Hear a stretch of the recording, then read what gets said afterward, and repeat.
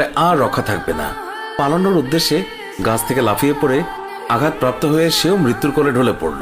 পিতা কাছে গিয়ে দেখেন আব্দুল্লাহর দেহে প্রাণের স্পন্দন নেই। বড় ছেলেকে কোলে তুলে তিনি বাড়ির ভেতরে আসলেন। স্ত্রীকে বললেন আরেকটি কম্বল নিয়ে আসার জন্য। বড় ছেলের এই অবস্থা দেখে দরদিমা পুনরায় আর্তনাদ করে উঠলেন। স্বামী তাকে পুনরায় সান্ত্বনা দিয়ে বললেন, ধৈর্য ধরো, আজ আমাদের দুঃখ প্রকাশের দিন নয়, আজ আমাদের পরম আনন্দের দিন। দয়াল নবীজি অল্প কিছুক্ষণের মধ্যেই আমাদের ঘরে তাশরিফ রাখবেন। তারপর দুজনে মিলে বড় ছেলের লাশও কম্বলে মুড়ে ছোট ছেলের লাশের পাশে রাখলেন।